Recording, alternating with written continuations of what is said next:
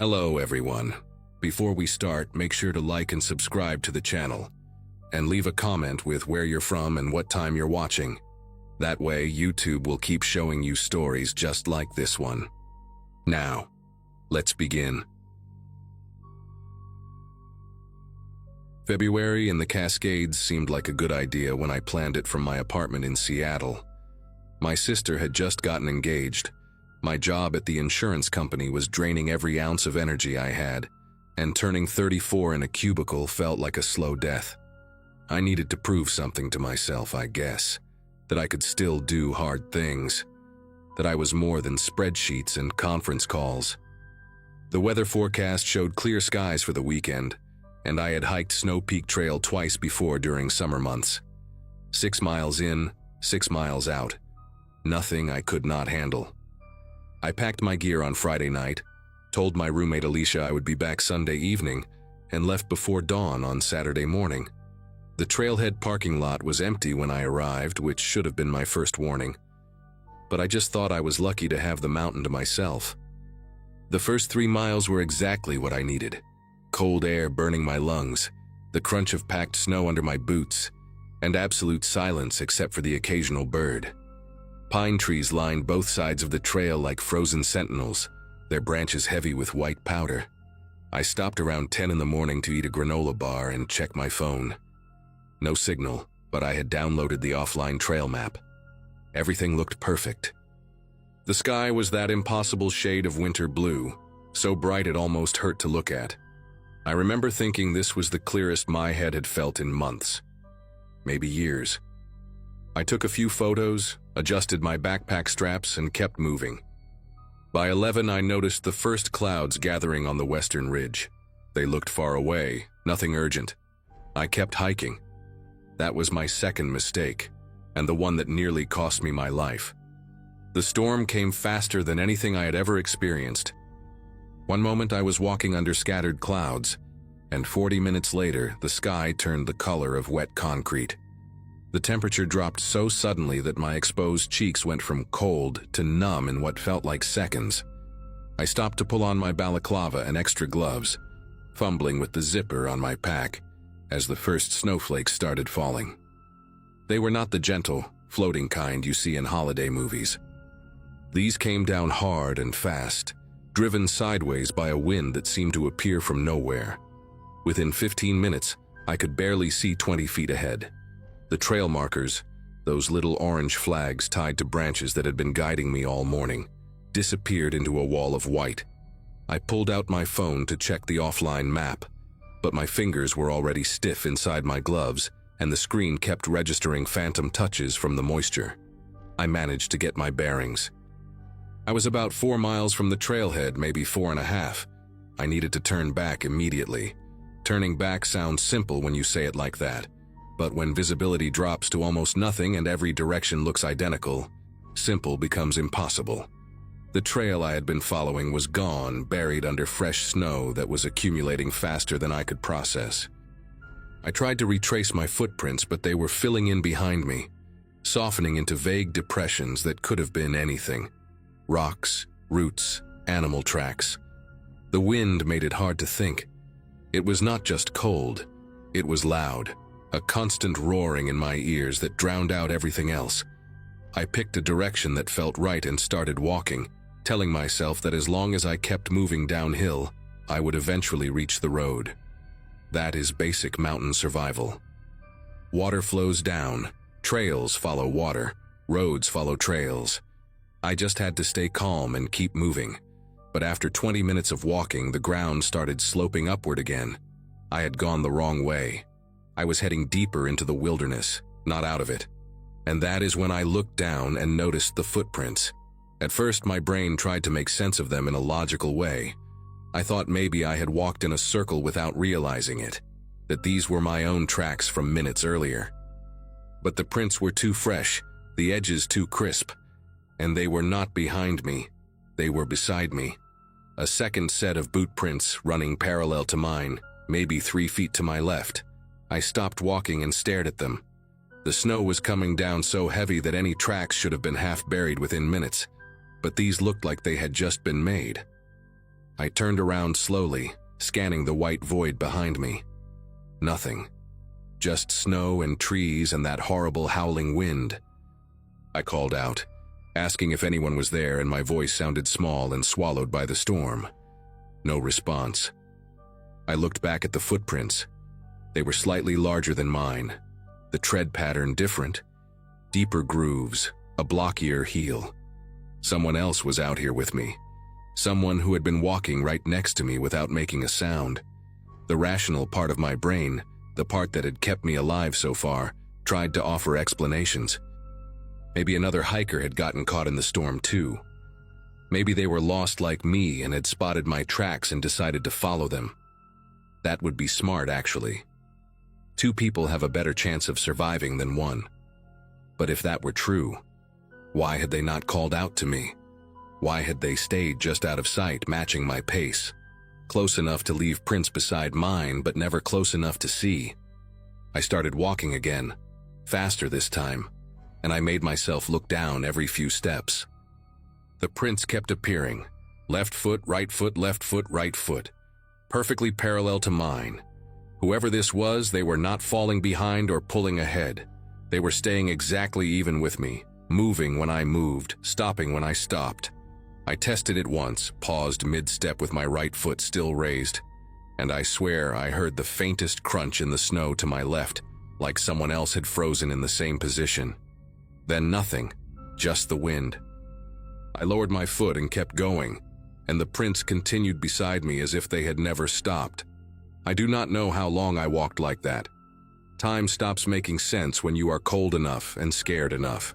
It could have been 30 minutes or 2 hours. The snow kept falling, the wind kept screaming, and those prints kept appearing beside mine with mechanical precision. At some point I realized they were not just parallel anymore. They were angling inward, slowly, degree by degree, guiding my path to the left. I had not noticed it happening, but when I stopped to check my phone again, the compass showed I was now heading northwest instead of south, deeper into the backcountry, further from the road. Whoever was out there was not just following me, they were hurting me. I felt a surge of anger cut through the fear, hot and sudden. I was not going to die out here because some sick person wanted to play games. I forced myself to stop walking and think. The wind was coming from the west, which meant if I kept it on my right cheek, I would be heading south. Simple. I adjusted my direction and started moving again, deliberately ignoring the footprints now. I would not look at them. I would not let them guide me anywhere. But the prints changed too. They were no longer beside me. They were in front of me now, cutting across my path at a diagonal, forcing me to either step over them or veer left to avoid them. Every time I corrected my course, new prints appeared ahead, blocking me, redirecting me. It was like trying to walk through a maze that was being built around me in real time. I stopped again, and this time I screamed into the storm, a raw, wordless sound that tore at my throat. I demanded that whoever was out there show themselves. I called them a coward. I said things I'm not proud of, desperate things, begging things. The wind swallowed every word. And then, for just a second, the snow thinned enough that I could see maybe 50 feet ahead. There was a shape standing between 2 pine trees. A person. Tall, wearing dark clothing, completely motionless. I could not make out a face, just the outline of a body, a hood pulled up, arms hanging at their sides. We stood there looking at each other, or at least I think we did. And then the snow thickened again and they were gone. Something broke inside me after that. Not courage, I do not think I had any left by then, but the paralysis that had been building in my chest. Seeing them, actually seeing a real human shape standing there watching me, made it concrete. This was not my imagination. This was not hypothermia playing tricks on my brain. Someone was out here with me, and they did not want to help. They wanted something else. I reached into my jacket pocket and pulled out the small canister of bear spray I always carried on hikes. It was not much, but it was something. I held it in my right hand with my thumb on the trigger and started walking again, this time moving as fast as I could without running. Running in deep snow is almost impossible anyway, and I needed to conserve energy. My legs burned. My lungs ached. I kept the wind on my right cheek like a lifeline and refused to look at the ground anymore. I did not want to see the prints. I did not want to know how close they were getting. I just focused on putting one foot in front of the other, counting my steps to keep from screaming. I had counted to somewhere around 300 when the trees opened up and I nearly walked off the edge of a ravine.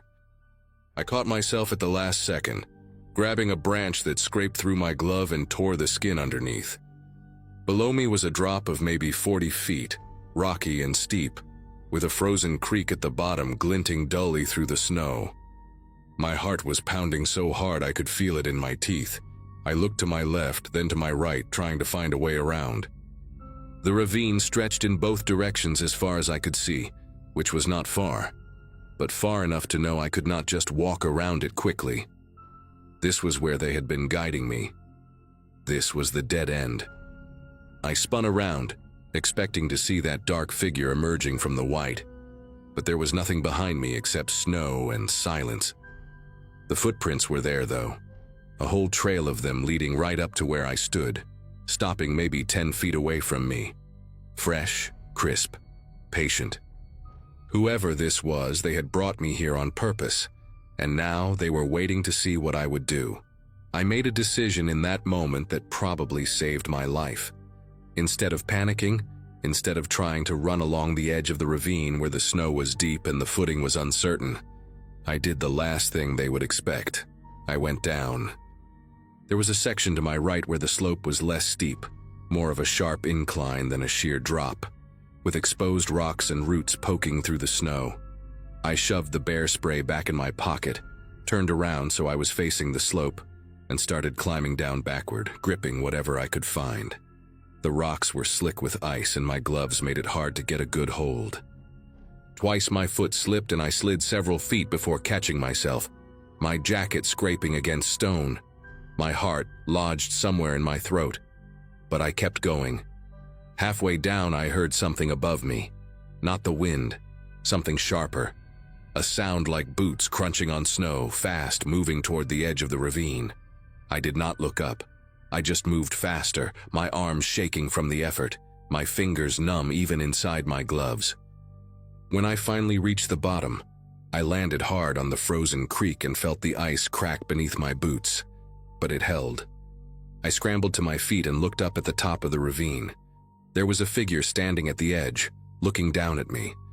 The snow had thinned just enough that I could see them clearly for the first time. A man, I think, based on the build. Broad shoulders, tall frame, that same dark hooded jacket. He was not moving, just standing there with his hands at his sides, watching me. I could not see his face beneath the hood, but I felt his eyes on me like a physical weight. For a long moment, neither of us moved. Then he took one step back from the edge and disappeared into the white. I stood there shaking, waiting for him to reappear somewhere else, waiting for him to find another way down. But the minutes passed and nothing happened.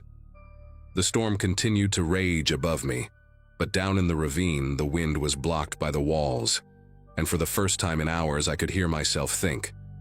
I pulled out my phone with trembling fingers, still no signal. But the compass still worked, and I knew that creeks flow downhill, and downhill meant civilization. I started walking along the frozen water, following its winding path through the ravine. And I did not stop until the walls began to shrink and the trees started to thin, and I saw, in the distance, the gray line of a road cutting through the snow. A pickup truck found me stumbling along the shoulder about 20 minutes later. The driver was an older man named Earl who worked for the county road maintenance crew. He said I looked like a ghost when he pulled over, pale and shaking and barely able to form words. He wrapped me in a blanket from his truck bed and cranked the heat up as high as it would go while I sat in the passenger seat and cried. I tried to tell him what happened, about the footprints and the figure and the ravine, but I was shivering so hard that my teeth kept chattering and the words came out jumbled and broken. He just nodded and drove me straight to the ranger station at the base of the mountain. The rangers took my statement, gave me hot coffee, and called search and rescue. A team went up the next morning after the storm cleared. They found my tracks leading off the main trail, found where I had descended into the ravine, found the frozen creek I had followed to the road. But they did not find any other footprints. The snow had covered everything. Or maybe there was nothing to find. I do not know. The ranger who spoke to me afterward said it was possible I had experienced mild hypothermia, that the cold can cause hallucinations and paranoia and confusion. She said it in a gentle voice, like she was trying to be kind. I nodded and thanked her and did not argue. But I know what I saw. I know what I heard. I know those prints were real because I watched them appear beside mine, step by step, for what felt like hours. I know that figure was real because I saw him standing at the edge of that ravine, watching me, waiting. I filed a police report when I got back to Seattle, and they said they would look into it, but nothing ever came of it. No witnesses, no evidence, no suspect. Just another strange incident in the backcountry that could not be explained. I never went back to Snow Peak Trail.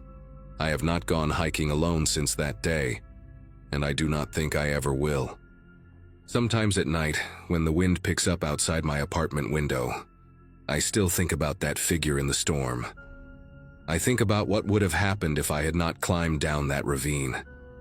I think about where he was trying to lead me, and what was waiting there if I had followed.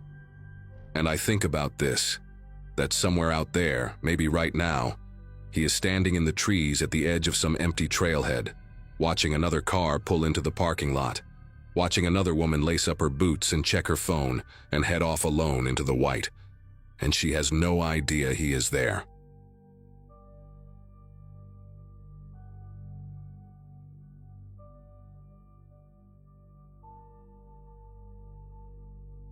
Night shifts at a 24-hour laundromat teach you things about people that daylight never reveals.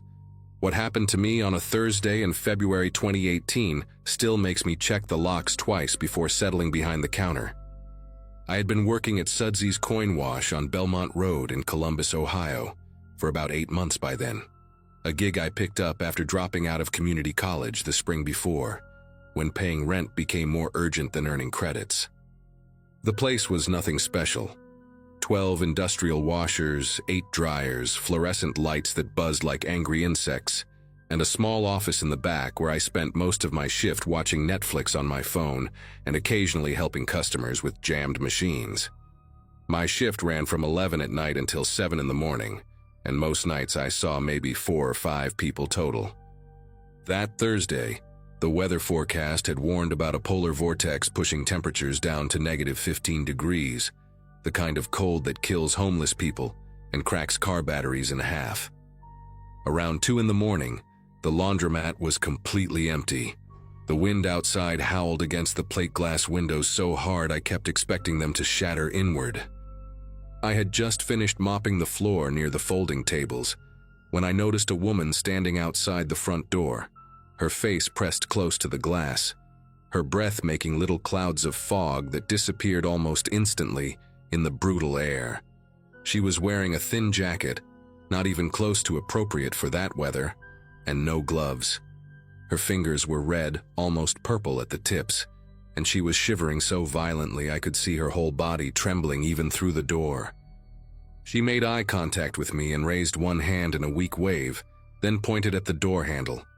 Company policy was clear. After midnight, the doors stayed locked and customers had to use the buzzer system.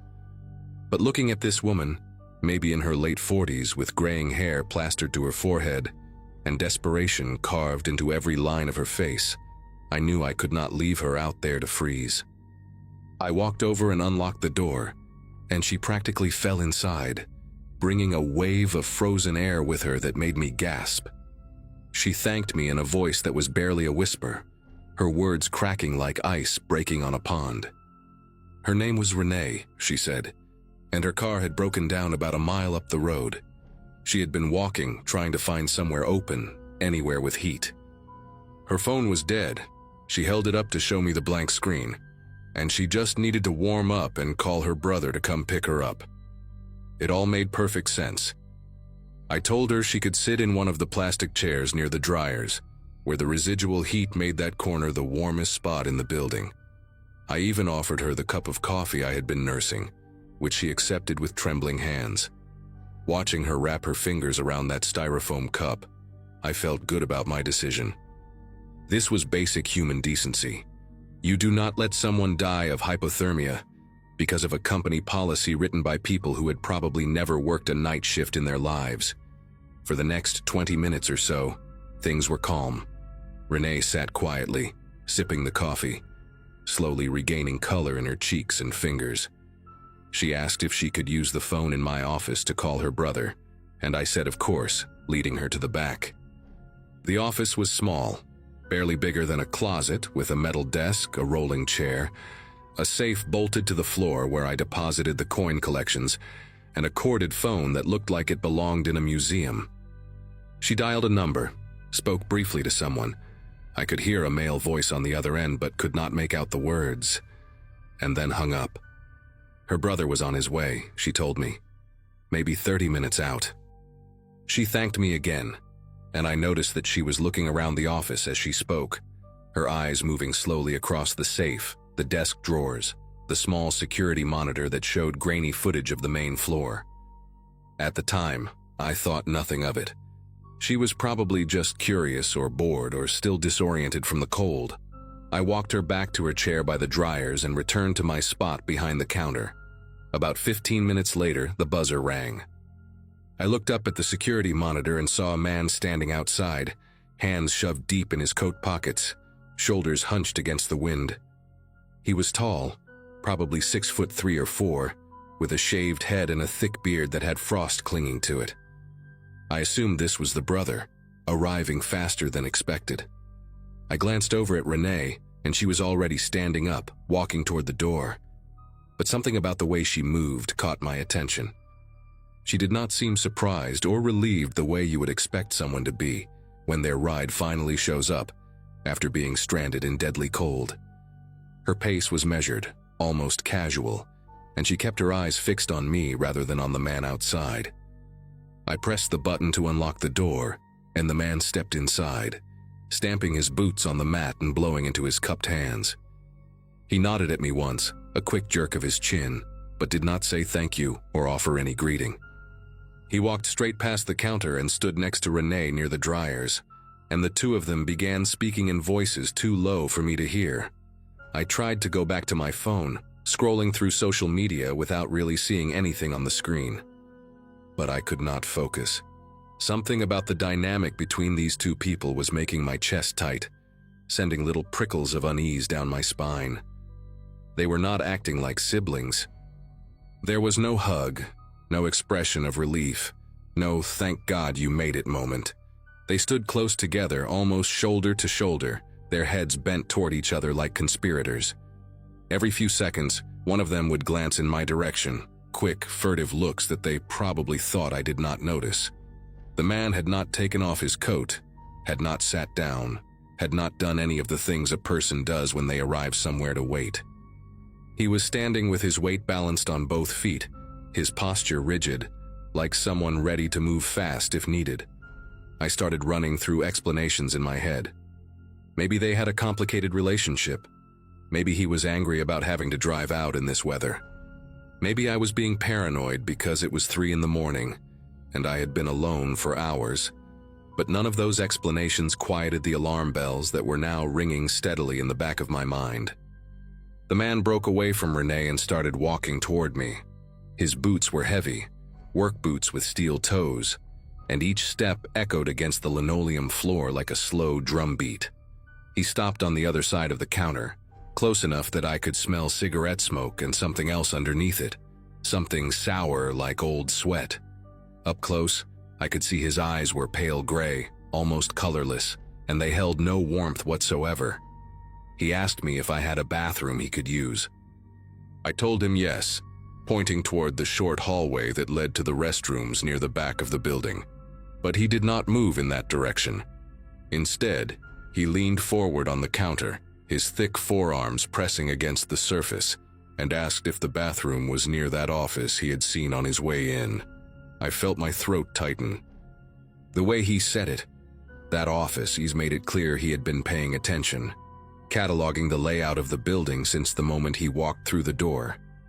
I told him the bathroom was on the left, the office was on the right, and the office stayed locked. He smiled at that, a small curving of his lips that did not reach those dead gray eyes, and then finally turned and walked down the hallway. I watched him disappear around the corner, and immediately Renee appeared at the counter like she had been waiting for that exact moment. She leaned in close, closer than was comfortable, and I could see a small scar running through her left eyebrow that I had not noticed before. She asked me if I was here alone tonight. The question hit me like a bucket of ice water. I lied without hesitation, told her my manager was in the back doing inventory and would be out soon. Something flickered across her face. Frustration, maybe, or recalculation, and she glanced toward the hallway where the man had gone.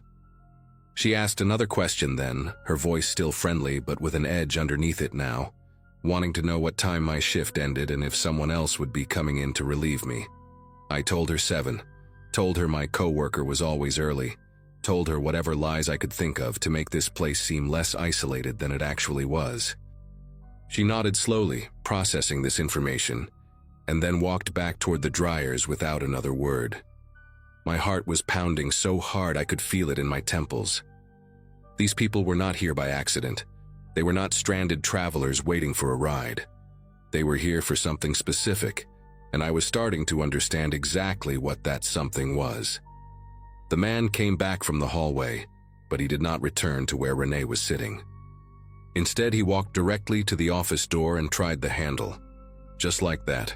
No pretense, no excuse. He rattled it once, twice, then looked back at me with those flat gray eyes and asked if I could open it because he thought he left his phone in there when his sister made that call earlier. The lie was so transparent, it was almost insulting. I told him no, told him the office stayed locked and only the morning manager had the key. That was another lie. The key was in my pocket, had been there all night, but I delivered it with as much conviction as I could muster. He stared at me for a long moment, and I saw his jaw tighten, the muscles bunching beneath his beard. Then he turned and walked back to Renee, and the two of them had another whispered conversation. I used that moment to pull out my phone, keeping it below the counter where they could not see it. My hands were unsteady as I typed, my fingers clumsy on the screen. I pulled up the number for the local police precinct. Not 911 because I did not know if this qualified as an emergency yet, but the non-emergency line I had saved months ago after a drunk customer threatened to break our windows. I kept my eyes on them while the phone rang, watching as the man walked back toward the office door. This time he did not bother with the handle. He planted his shoulder against the door and pushed, testing its strength, the wood groaning under the pressure. Renee was standing now too, positioned near the front entrance, and I realized with a sickening lurch that she was blocking my only way out. The phone clicked and a dispatcher answered, her voice bored and tired.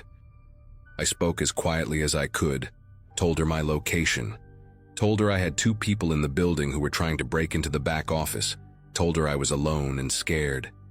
She asked me to stay on the line, told me officers were being dispatched, told me to stay calm and not to confront them. I almost laughed at that last part.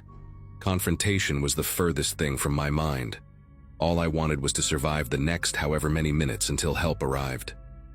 The man slammed his shoulder against the office door again, harder this time, and I heard the frame crack. Renee's head snapped toward the sound, then back to me, and our eyes met across the fluorescent-lit room. She knew I had made a call. She had to know.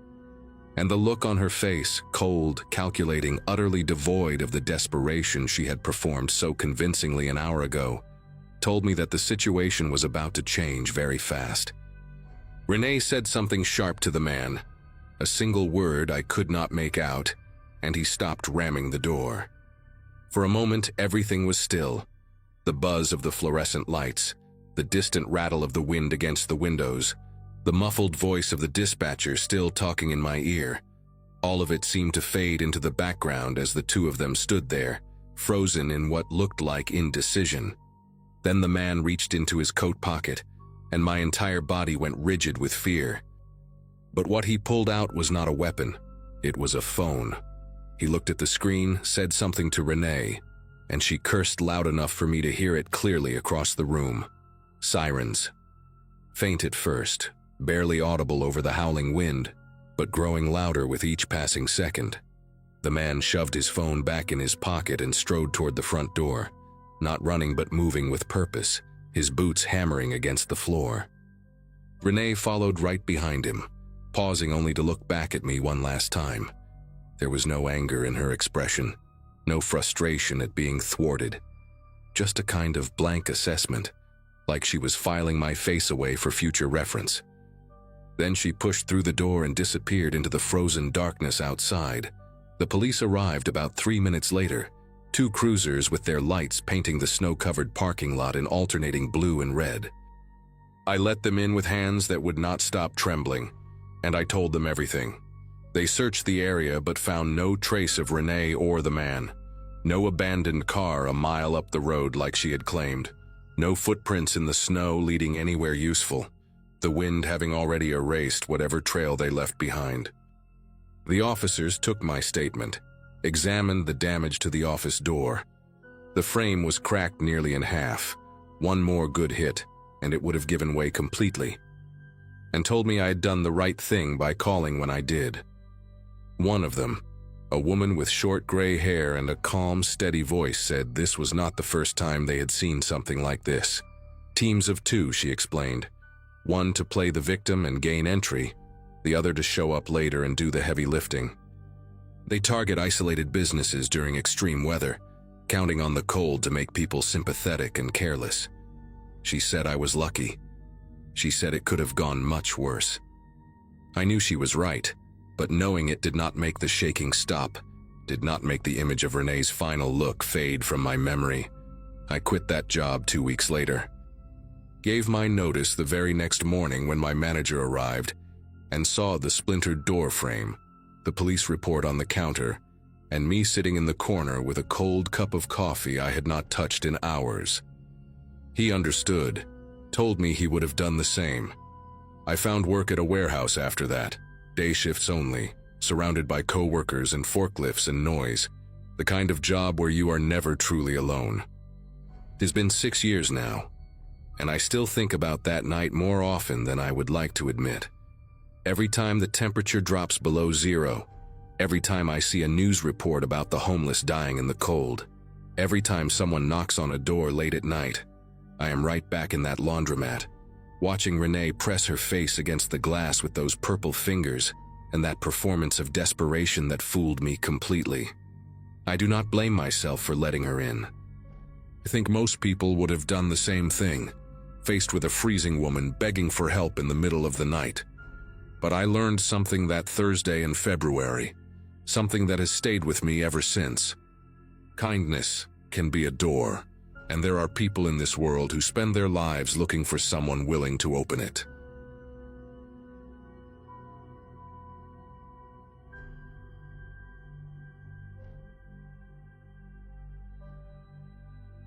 My commute home from the warehouse usually takes about 40 minutes, but that night in January 2023, it was closer to an hour because of the ice. I had just turned 34 a week before, and my wife kept telling me I needed to find a job closer to home, something that did not require driving through rural stretches of road at 11 at night. She was right, of course. She usually is. But the pay was good, and we had just bought our first house, so I kept making that drive 5 nights a week through back roads that barely got any county maintenance during winter. That particular Wednesday, the temperature had dropped to maybe 15 degrees, and my Ford's heater was fighting a losing battle against the cold, seeping through the windows. I remember being tired, the kind of bone-deep exhaustion that comes from loading trucks for 10 hours straight. All I wanted was to get home, kiss my wife, and collapse into bed. I was about 20 miles from home, driving through a stretch of road that cuts between old farmland and dense patches of woods, when I saw the figure on the shoulder. At first I thought it was a deer, the way the shape just appeared in my headlights. But then I saw arms waving, and I realized it was a person, a woman, maybe in her 40s, wearing a dark coat that was way too thin for that kind of weather. She was standing next to what looked like an old Chevy sedan, The hood popped open, and she was flagging me down with both hands like her life depended on it. Now, I grew up in a small town. My parents taught me to help people when they need it. And out here, on a road like this with no cell service and temperatures that could kill you in a couple hours, leaving someone stranded was not something I could do. So I pulled over about 30 feet ahead of her car and put my hazards on. I sat there for a second, watching her in my rearview mirror as she jogged toward my truck. Something in my gut tightened, but I told myself I was being paranoid. She came up to my passenger window and I rolled it down halfway. The cold hit my face immediately, sharp and biting. Up close, I could see she was younger than I first thought, maybe early 30s with dark hair pulled back in a messy ponytail. Her nose was red from the cold, and she was shivering hard, her teeth actually chattering when she spoke. She told me her car had died about an hour ago, and she had been waiting for someone to pass by. Said her phone was dead and she needed a ride to her brother's place, which was just a few miles down the road. She pointed vaguely into the darkness ahead, past where my headlights reached. I asked her if she wanted me to take a look at her car first, maybe try to jump it, but she shook her head fast and said it was no use, that the engine had been giving her trouble for weeks and it finally gave out for good. The way she said it, quick and dismissive, made me pause, but she looked genuinely cold, genuinely desperate, and I could not just leave her out there. So I unlocked the door and told her to get in. She slid into the passenger seat and immediately put her hands up to the heating vents, rubbing them together. She smelled like cigarettes and something else, something sour that I could not quite place. I asked her where exactly her brother lived, and she gave me directions that took us off the main road, onto a smaller one I had never used before. I knew the area well enough to know there were a few houses scattered out that way, old properties with long driveways hidden behind trees, so it did not seem impossible. But as I turned onto this narrower road, I noticed how the pavement got worse almost immediately. Patches of ice everywhere. No tire tracks ahead of us, no sign that anyone had driven through here recently. The woods closed in on both sides, branches hanging low and scraping against my truck as I drove. I slowed down to maybe 20 miles an hour because I could barely see where I was going. My headlights just got swallowed by the darkness ahead. And that was when she told me to keep going, that it was just a little further. Her voice had changed, not scared anymore, calm, almost flat. I glanced at her and she was not looking at me. She was staring straight ahead, her hands no longer rubbing together for warmth, just resting on her thighs. The shivering had stopped too, which struck me as strange because the heater in my truck was not that good, and she had been freezing just minutes ago. I asked her how much further, trying to keep my voice casual, and she just said soon. That was it. Soon. No other details, no landmarks to watch for, nothing. My grip on the steering wheel got tighter. I started thinking about how far we had come from the main road. Maybe 2 miles, maybe more. I had not seen a single house, not a single light through the trees. Just darkness and ice and this woman sitting next to me, who suddenly did not seem like the same person I had picked up. I thought about my wife at home, probably asleep by now, not knowing where I was. I thought about how no one would find me out here if something happened. That thought hit me hard, and I felt my chest get tight. Then I saw something that made my whole body tense up. On the left side of the road, maybe 50 feet ahead, there was a figure standing in the tree line. Just standing there, perfectly still, watching us pass. It was a man, I could tell by the build, wearing dark clothes that blended into the shadows.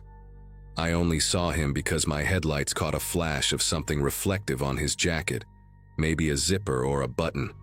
I did not say anything, just kept driving, my eyes flicking between the road and my mirrors. And then I saw another one. On the right side this time, further back, but definitely there. Another person standing among the trees, facing the road. My heart was pounding so hard I could hear it in my ears. I looked at the woman and she was still staring forward, her face completely blank like she was waiting for something. I knew right then that I had driven into something bad, something planned, and I needed to get out of there before it was too late. I did not think, I just acted. I slammed on the brakes and the truck skidded on the ice, fishtailing for a second before I got it under control. The woman grabbed the dashboard and finally looked at me, and her expression was not surprise or fear. It was anger.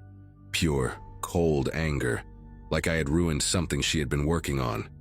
She opened her mouth to say something, but I was already throwing the truck into reverse. I hit the gas and we lurched backward, the tires spinning before they caught.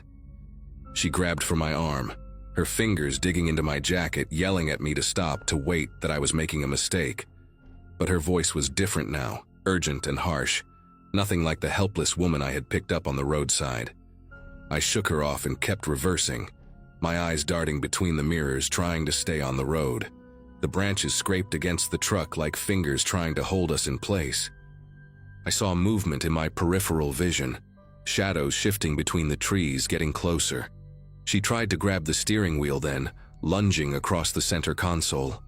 I shoved her back with my elbow, harder than I meant to, and she hit the passenger door with a grunt. For a second our eyes met, and I saw nothing there. No humanity, no remorse, just frustration that her trap was falling apart. I reached across her and yanked the door handle, pushing the door open with my free hand while still trying to steer with the other. The cold air rushed in, and she grabbed onto the seat, screaming at me now, calling me names I will not repeat. I gave her one more shove and she tumbled out onto the icy road, rolling into the darkness. I did not wait to see if she was okay. I pulled the door shut and kept reversing until I found a spot wide enough to turn around. The whole time I could see figures emerging from the woods in my headlights, 3 of them, maybe 4, running toward the truck. They were close, too close. But I got the truck turned around and I floored it, the engine roaring as the tires fought for traction on the ice. I did not look back. I kept my foot on the gas and my eyes locked on the narrow road ahead, praying I would not slide off into a ditch or wrap the truck around a tree. The steering wheel jerked in my hands every time I hit a patch of ice, but I held on tight and kept going. It felt like forever before I finally saw the main road up ahead, that familiar stretch of pavement that would take me home. When my tires hit solid asphalt again, I let out a sound that was somewhere between a laugh and a sob. My whole body was shaking, not from the cold but from the adrenaline still pumping through me. I drove way over the speed limit the rest of the way home, constantly checking my mirrors for headlights behind me, expecting to see that old Chevy sedan following me. But there was nothing, just empty road and darkness. When I pulled into my driveway, I sat in the truck for a long time with the engine running, trying to calm down enough to go inside and face my wife without scaring her to death. I did not tell her everything that night. I could not.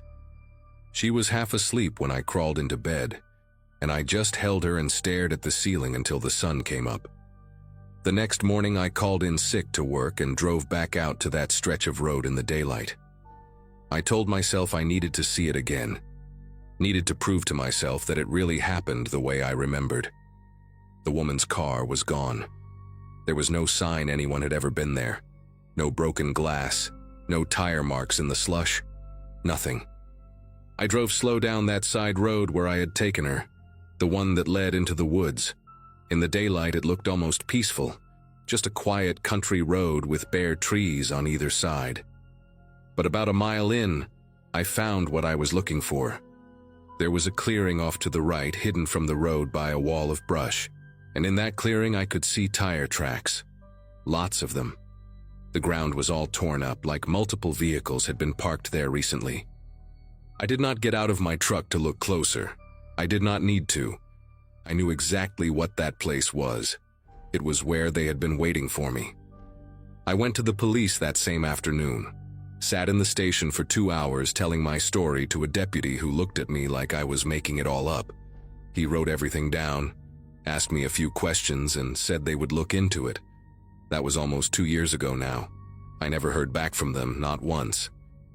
I called a few times in the first couple months asking if there were any updates, if they had found anything. They always said the same thing, that there was no evidence of any crime, no reports of similar incidents in the area, nothing they could do. I tried to find news stories about carjackings or robberies on rural roads in our county, anything that might connect to what happened to me. I found nothing. It was like it never happened at all. But I know what I saw. I know what those people were planning to do. Sometimes at night when I cannot sleep, I think about what would have happened if I had kept driving down that road, if I had not seen those figures in the trees, if I had trusted that woman just a little bit longer. I think about the clearing with all those tire tracks, and I wonder how many people drove into those woods and never drove out. I do not take that route home anymore. I switched to a longer way that adds 20 minutes to my commute, but it stays on well-lit roads with more traffic. My wife knows the full story now. She cried when I told her, held on to me for a long time, made me promise to find a different job. I am still working on that, but some nights when I am driving home late and I see someone on the side of the road with their hazards on, I feel this sick twist in my stomach. I want to help. That is who I am, who I was raised to be. But I keep driving every single time I keep driving, and I hate myself for it a little bit, because maybe that person really does need help. Maybe their car really did break down and they are freezing and scared and alone. But I cannot stop. I will never stop again, because I know now that there are people out there who count on your kindness. They use it like a weapon, and the only reason I am here writing this is because I got lucky. I saw them before they were ready for me, that is it. That is the only reason I made it home that night. Just luck. And that thought keeps me awake more than anything else.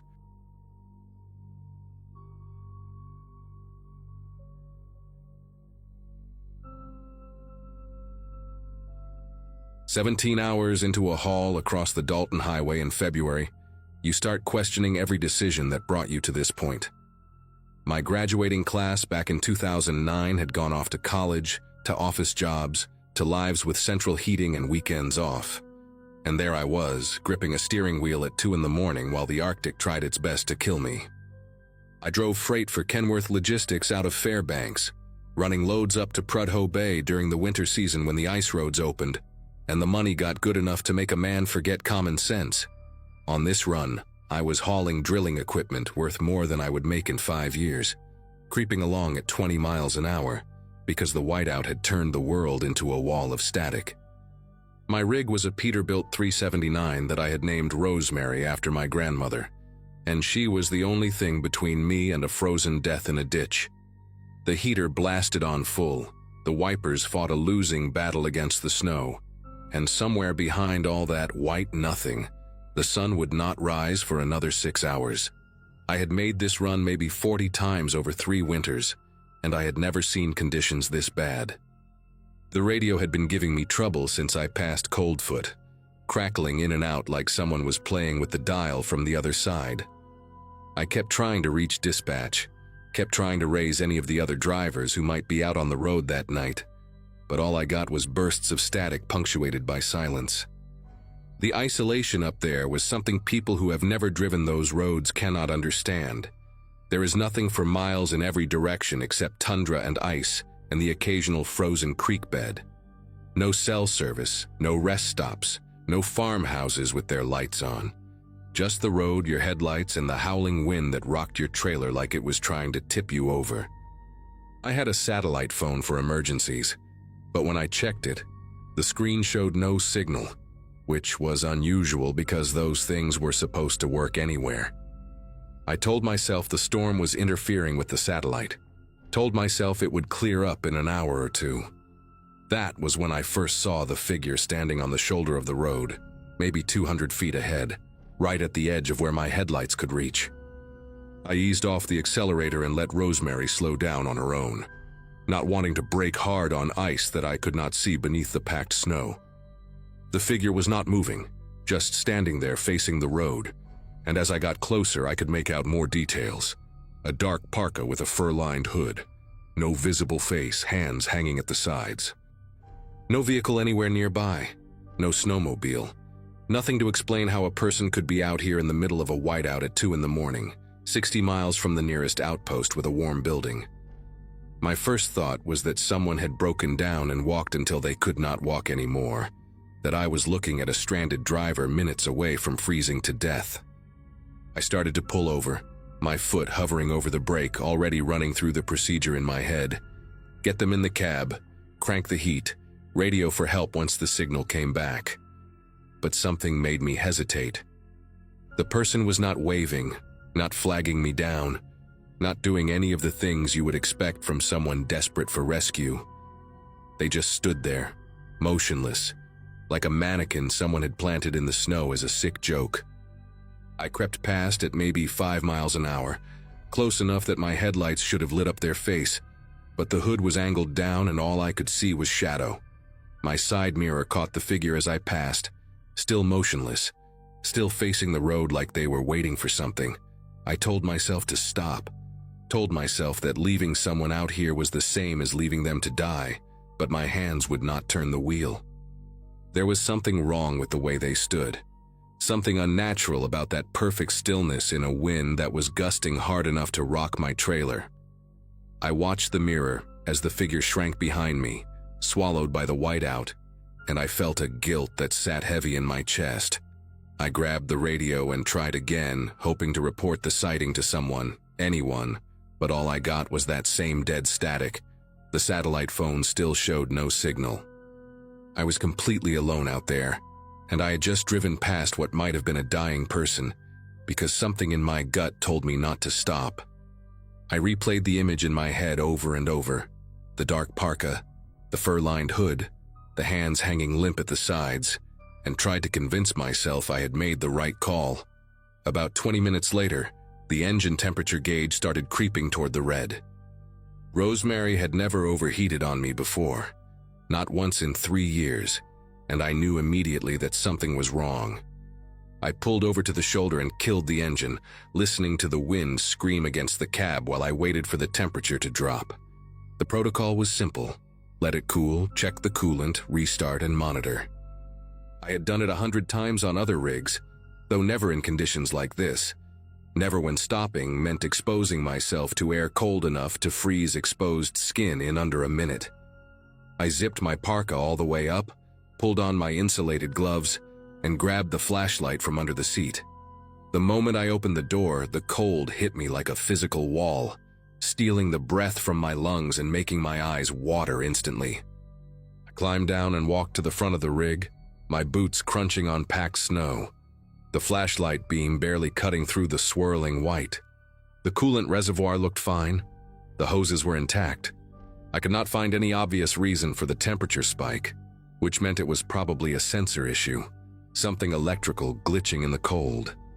I was about to climb back into the cab when I noticed the footprints.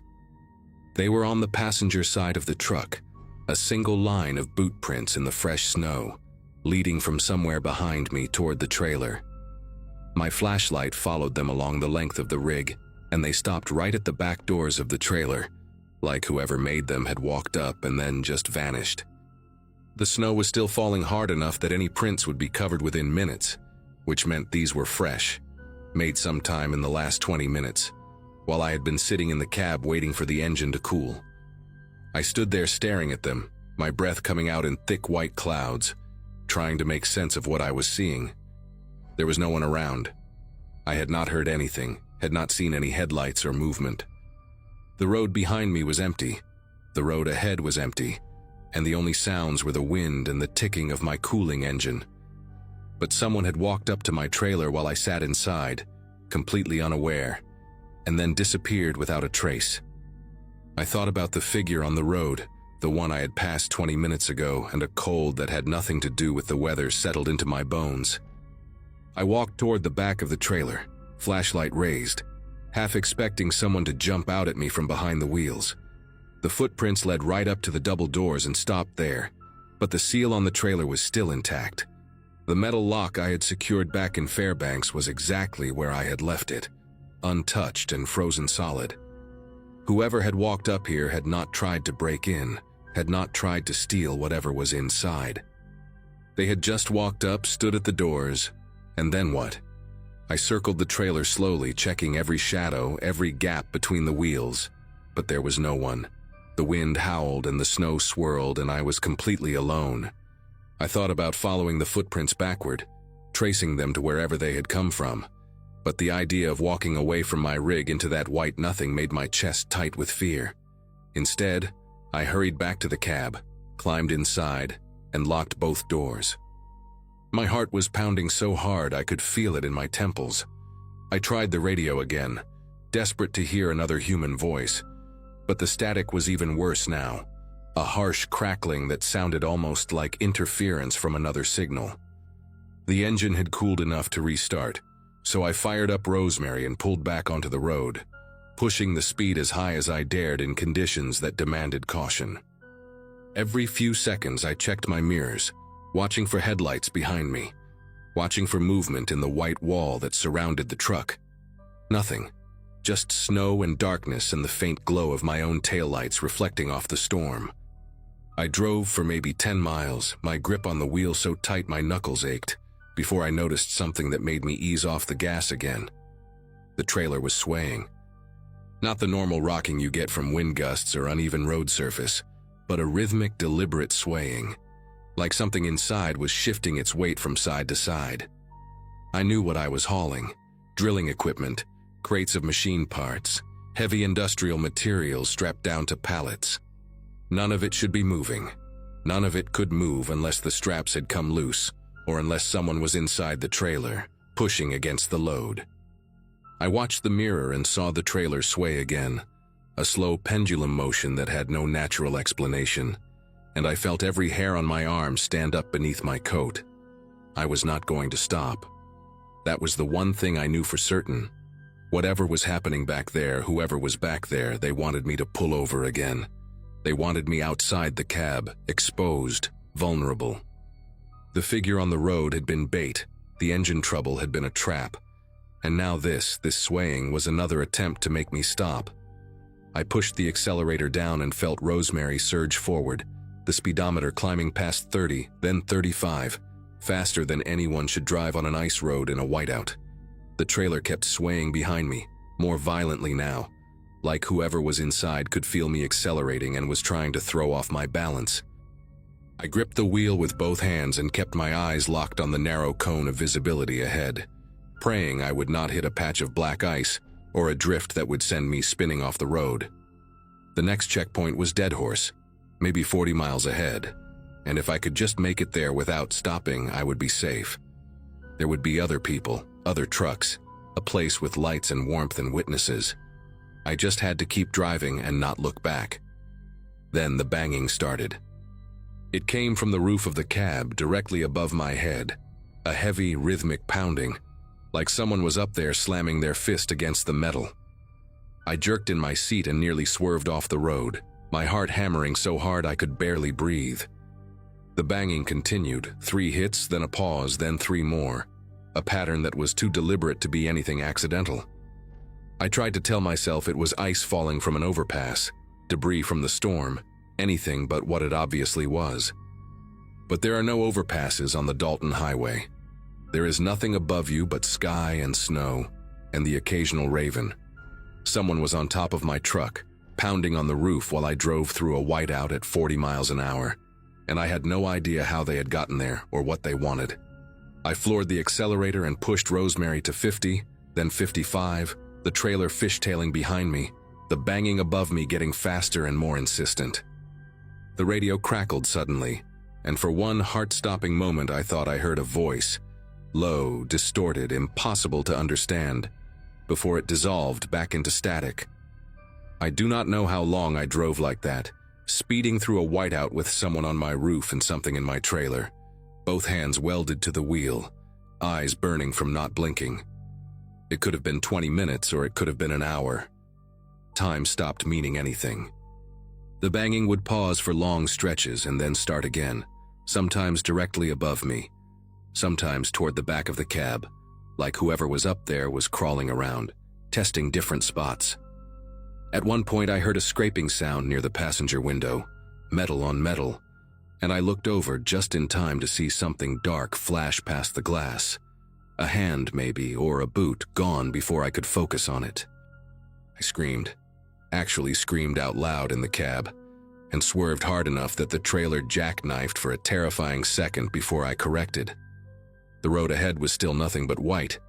The mirrors showed nothing but white, and the only proof I had that any of this was real was the pounding above me and the wild swaying behind me and the taste of copper in my mouth from biting my own tongue. Then, like a miracle, I saw lights.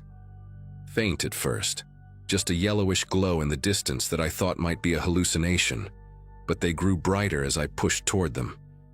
Dead Horse, the outpost. I could see the outline of buildings, the orange glow of sodium lamps cutting through the storm, the shapes of other vehicles parked in a lot.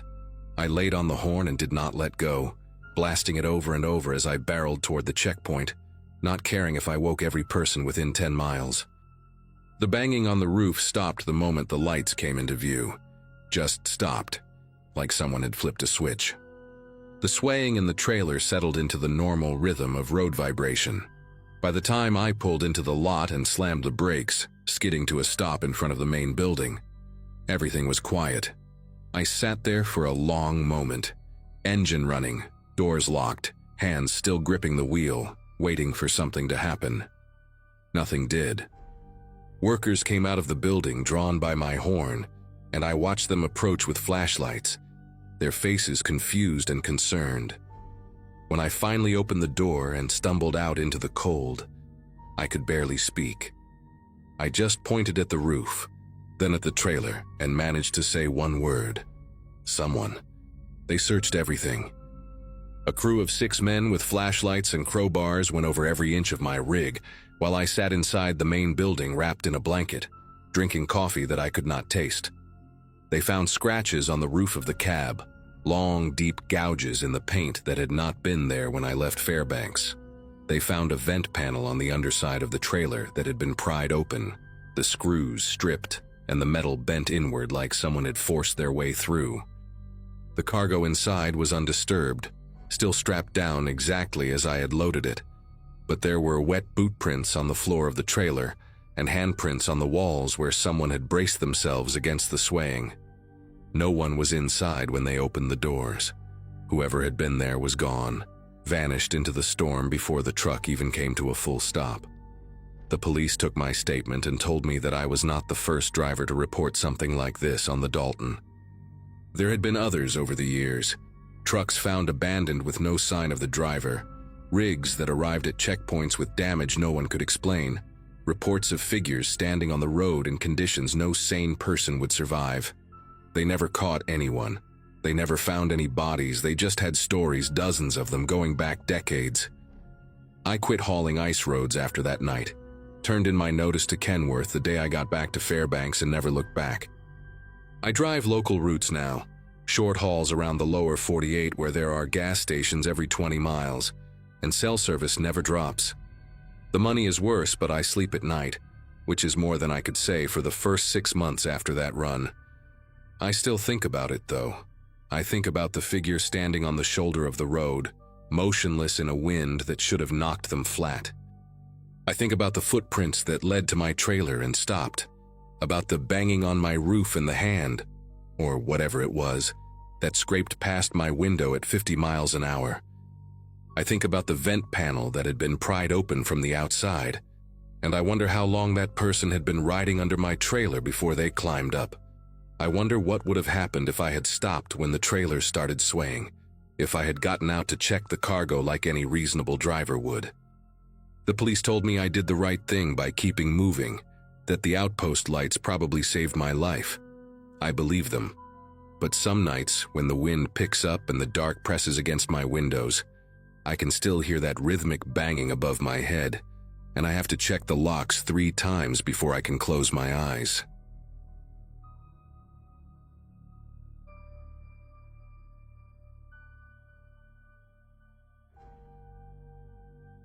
Around 2 a.m. on a Thursday in February, I woke up because of the silence. That sounds weird, but anyone who has lived through a real winter knows what I mean. When you fall asleep with the heater humming and the refrigerator buzzing in the background, your brain gets used to that noise. It becomes white noise, almost like a lullaby. But when everything goes dead at once, That sudden absence of sound hits you harder than any loud bang. I sat up in bed, already feeling the cold creeping into the room. My phone was on the nightstand, and when I checked it, the screen showed 2:17 a.m. and a battery at 63%. No service bars. The power had gone out, and judging by how fast the temperature was dropping, it had been out for a while. I pulled the blanket tighter around my shoulders and just sat there for a moment, trying to decide if I should get up or wait it out until morning. I had rented this place for 2 weeks to get some writing done away from the city. It was a small house about 40 minutes outside of Portland, Oregon, tucked at the end of a gravel road with maybe 3 other properties scattered along the way. My nearest neighbor was probably half a mile down. I had turned 34 the month before and decided I needed to finally finish the novel I'd been working on for 3 years. A friend of a friend owned this cabin and let me have it cheap for the off-season. It had seemed like such a good idea when I booked it. Quiet, isolated, peaceful. But sitting there in the pitch dark with no heat and no way to call anyone, peaceful was not the word that came to mind. I grabbed my phone and turned on the flashlight, pointing it around the bedroom. Everything looked normal. My laptop on the desk, my suitcase in the corner, the window showing nothing but black and the faint reflection of my own face staring back at me. I decided to check the rest of the house, mostly to make sure no pipes had burst or anything like that. The owner had warned me that the plumbing could be finicky in extreme cold, and the last thing I needed was to deal with water damage on top of everything else. I swung my legs out of bed and immediately regretted it. The floor was freezing, even through my thick socks. I found my boots near the door and shoved my feet into them without bothering to lace them up. The flashlight on my phone cut a narrow beam through the darkness as I walked down the short hallway toward the kitchen. The house was small, just a bedroom, a bathroom, a combined living room and kitchen area, and a tiny mudroom by the back door. It took me maybe 30 seconds to walk the whole thing. The fridge was silent, the stovetop cold, and when I flipped a light switch out of habit, nothing happened. I stood in the kitchen for a moment, listening. Outside, I could hear the wind pushing against the walls, but inside, there was nothing. Just my own breathing and the soft creak of the floorboards under my weight. That was when I decided to check the windows and doors. Not because I was scared at that point, but because it seemed like the responsible thing to do. If the power was out across the area, that meant no street lights, no porch lights, nothing. Total darkness outside. And I was a woman alone in a house I barely knew, in a place where I did not know anyone. It just made sense to double-check that everything was locked up. I started with the front door, which was secure. Then the 2 windows in the living room, both latched. The bathroom window, too small for anyone to fit through anyway, was locked. I saved the back door for last because it was in the mudroom, and the mudroom was the coldest part of the house. When I got there, I shined my light through the small window set into the door, expecting to see nothing but snow. And there was snow, a lot of it. It had been falling steadily since the evening before, but something about what I saw made me stop and look closer. The snow on the back porch had been disturbed, not like an animal had walked through it. More like someone had brushed it away from the door, clearing a path right up to the handle. I stood there staring at it for I do not know how long. My brain was trying to come up with explanations. Maybe the wind had done it. Maybe some snow had slid off the roof and created that pattern. But the more I looked, the less those explanations made sense. The snow had been pushed aside in a deliberate arc, almost like someone had used their arm or a sleeve to wipe it away from the door. And there were marks in the snow on the porch steps too. Not quite footprints because the snow was too powdery and had probably filled them in partially, but impressions. Depressions where someone had stepped. I felt my chest get tight, and I took a step back from the door, still holding my phone up with the flashlight pointed at the window. The lock on the door was a simple deadbolt, and I checked it twice to make sure it was engaged. It was, but that did not make me feel any better. Someone had been on that porch recently, probably within the last hour or two, based on how little snow had accumulated over the cleared area. Someone had walked up to my back door in the middle of the night during a blackout, and tried to get a clear look at the handle. I backed out of the mudroom slowly, keeping my light aimed at the door like it might suddenly burst open. My mind was racing. I thought about calling 911, but when I checked my phone again, there was still no signal. Not even one bar. The house was in a bit of a dead zone to begin with, and whatever was happening with the storm must have knocked out the nearest cell tower or something. I thought about my car parked out front. I had the keys in my purse in the bedroom. I could grab them, run outside, and drive to the nearest gas station or anywhere with people. But that would mean going outside, into the dark, into the snow, where someone might be waiting. I did not know what to do. I turned off my flashlight to save battery and just stood there in the kitchen, letting my eyes adjust to the darkness. The windows let in the faintest glow from the snow outside, just enough to see the outlines of furniture. I listened as hard as I could, trying to hear anything over the sound of my own heartbeat pounding in my ears. For a few minutes, there was nothing.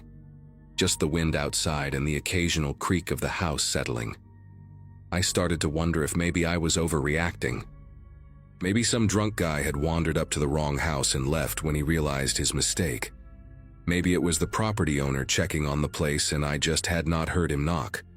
I was actually starting to calm down a little when I heard it. A soft sound from the back of the house, from the mudroom. It was not loud. It was not a bang or a crash. It was the quiet, careful sound of someone testing a door handle. A slow turn, then a pause, then another turn. Like whoever was out there was trying to see if the lock would give without making too much noise. I stopped breathing. I pressed myself against the kitchen counter and did not move. The sound stopped. I waited, counting the seconds in my head. 10, 20, 30. Nothing. Then I shifted my weight slightly to get a better angle toward the mudroom, and the floorboard under my foot let out a loud creak. The sound from the back door stopped instantly. That was when I understood. Whoever was out there was listening. They had heard me move, and now they were waiting to figure out where I was in the house. I felt sick. This was not some random drunk or a confused neighbor. This was someone who knew I was inside and was trying to get in without alerting me. I stayed frozen against the counter, barely breathing, for what felt like an eternity. My legs were shaking from holding still for so long. Then I heard footsteps outside, but not retreating. They were moving along the side of the house, crunching softly through the snow. Whoever it was, they were circling the building. I tracked the sound as it moved from the back toward the front, past the living room windows. I wanted to look, to see who it was, but I was terrified that if I moved toward the window, they would see the movement and know exactly where I was standing. So I just listened as the footsteps passed by, slow and deliberate, like someone taking their time. Like someone who was not in any hurry at all. The footsteps stopped somewhere near the front of the house. I waited, straining to hear anything. A full minute passed with nothing. Then 2 minutes. I was starting to think maybe they had left when I heard the front door handle rattle. Not as gently as the back door. This time it was more forceful, like they were done being subtle. The door shook in its frame but held. I had locked it, thank God, and it was a solid wooden door with a good deadbolt. But the sound of someone actively trying to force their way in while I stood helpless in the dark was something I will never forget. I made a decision then. I moved as quietly as I could toward the bedroom, feeling my way along the wall with one hand. I did not turn on my flashlight because I did not want to give away my position. In the bedroom, I grabbed my car keys from my purse and the small kitchen knife I had been using to cut apples earlier that day. It was not much, but it was something. I crouched down beside the bed, putting my back against the wall so no one could come up behind me, and I waited. The rattling at the front door stopped after maybe 30 seconds. Then silence again. I do not know how long I sat there on the floor in the dark. It could have been 20 minutes or it could have been 2 hours. Time stopped making sense. Every tiny sound made my heart jump. The house creaking, the wind gusting, even my own breathing sounded impossibly loud. At some point, I heard the footsteps again, this time moving away from the house. I heard them crunch through the snow, getting fainter and fainter until I could not hear them at all. but I did not trust it. I kept thinking it was a trick, that whoever it was had just moved further away to wait for me to let my guard down. So I stayed exactly where I was, gripping that stupid little knife, watching the faint gray rectangle of the bedroom window for any sign of movement. The sky eventually started to lighten, just barely, that first hint of dawn turning the black into a dark blue. I had never been so grateful to see the sun coming up in my entire life. I stayed on that floor until there was enough light to see clearly, until I could look out the window and confirm that there was no one standing in the yard. When I finally got up, my whole body was stiff and aching from sitting in the same position for so long. The power was still out, but there was enough daylight now that I did not need my flashlight. I walked through the house, checking every window, every door. The front door showed scratches around the lock that had not been there before, deep gouges in the wood where someone had tried to pry it open. The back door was the same, with fresh marks around the deadbolt. I went outside through the front, staying close to the house, and walked around to check the perimeter. The snow told the whole story. There were footprints everywhere, circling the entire house multiple times, stopping at every window, clustering around both doors. Big footprints, probably a man based on the size. I followed them with my eyes as far as I could, and they led off toward the tree line behind the property and disappeared into the woods. I did not follow them. I went back inside, grabbed my stuff as fast as I could, and I was in my car and driving away within 10 minutes. I did not even lock the door behind me. I just left. I drove straight to the police station in the nearest town and told them everything. They sent someone out to the property, but by the time they got there, fresh snow had covered most of the footprints. They found the scratches on the doors and took some pictures, filed a report. The officer told me it was probably someone who knew the house was usually empty in winter and assumed no one was there. Maybe someone looking to steal whatever they could find, or just looking for a place to get out of the cold. They never caught anyone. I called the property owner and told him what happened, and he was shocked, said nothing like that had ever happened before. I did not go back to finish my 2 weeks. I did not ask for a refund. I just wanted to forget about it. But here's the thing that still keeps me up at night sometimes 3 years later. Whoever was out there, they were not just trying random doors. They cleared the snow from the handle before they tried it. They listened for my movements inside. They circled the house, checking every possible entry point, patient and methodical. And when they could not get in, they just walked away into the woods like it was nothing. I never saw a face, never heard a voice. I have no idea who it was or why they chose that house on that night, and I guess I never will.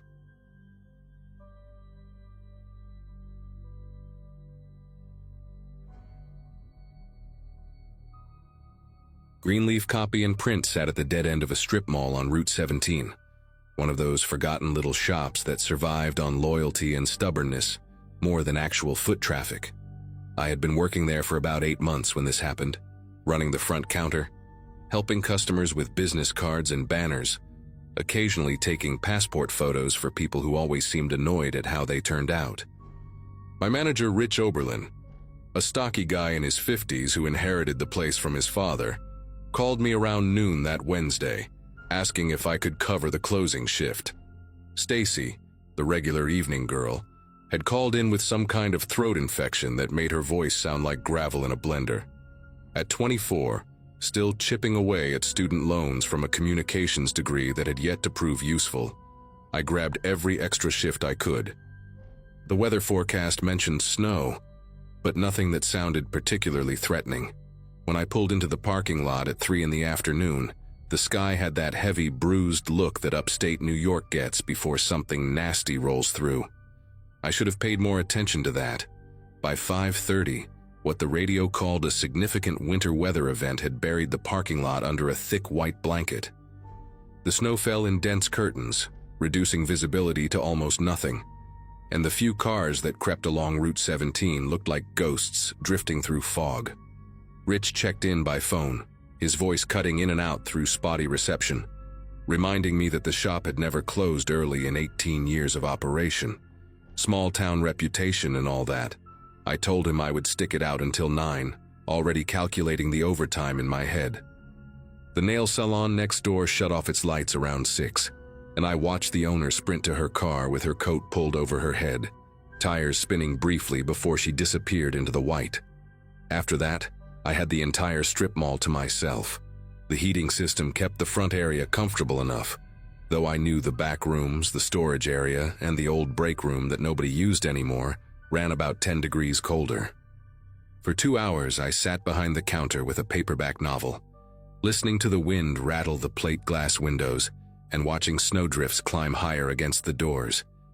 Not a single customer, not even a phone call, just me and the hum of fluorescent lights and the storm howling outside like something hungry. Around 7:15, I decided to make myself some coffee in the break room. The shop had a small layout that I knew by heart. The front counter and customer area took up maybe a third of the space, with the big copiers and printing equipment filling the middle section.